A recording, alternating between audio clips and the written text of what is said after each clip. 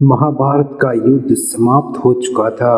कुरुक्षेत्र की धरती अब शांत थी, लेकिन यह शांति विजय की नहीं बल्कि पश्चाताप, बलिदान और टूटे हुए सपनों की थी। महाबली दुर्योधन, कौरवों के राजा भीम के प्रहार से टूटी हुई जांघें, मृत्यु की दहलीज पर पड़ा हुआ एक योद्धा शरीर हार चुका था, पर आत्मसम्मान अभी भी जीवित था। थोड़ी दूरी पर पांडव खड़े थे, भीम, अर्जुन और उनके बीच करुणा के सागर भगवान श्री कृष्ण भगवान धीरे धीरे दुर्योधन के पास आए।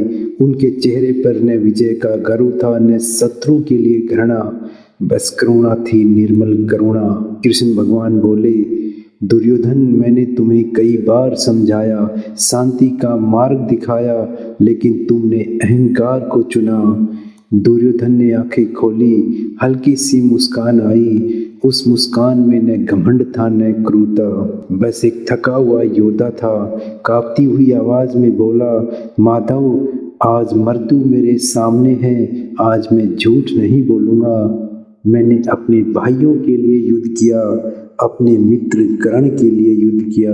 हो सकता है मेरा धर्म गलत रहा हो, लेकिन मेरी निष्ठा कभी नहीं डगमगाई। कृष्ण भगवान मौन रहे, कोई प्रतिवाद नहीं, कोई तर्क नहीं। दुर्योधन की आंखें भर आई। वह बोला, मुझे हारने का दुख नहीं है माधव, मुझे दुख है कि इतिहास मुझे सिर्फ अधर्मी कहेगा।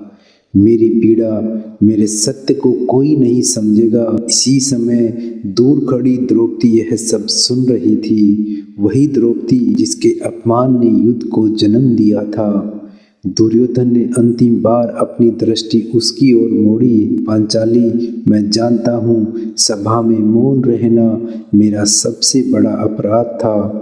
यह सुनते ही द्रौपदी की आंखों से आंसू बह निकले, क्योंकि आज पहली बार दुर्योधन टूटा हुआ था, सच बोल रहा था। दुर्योधन ने धीमे स्वर में कहा, माधव, अगर अगला जन्म मिले तो मुझे फिर से योद्धा बनाना, लेकिन एक ऐसा योद्धा जिसके पास शक्ति के साथ साथ विवेक भी हो। श्री कृष्ण भगवान आगे बढ़े, दुर्योधन के मस्तक पर हाथ रखा, करुण स्वर में बोले, तुमने क्षत्रिय धर्म निभाया है, तुम्हें स्वर्ग मिलेगा दुर्योधन। दुर्योधन के चेहरे पर शांति फैल गई, सांसें थम गई और उसी क्षण एक युग समाप्त हो गया। द्रौपदी रो रही थी, प्रतिशोध से नहीं बल्कि इस सत्य से कि एक अहंकार ने वीर योद्धा को अधर्मी बना दिया।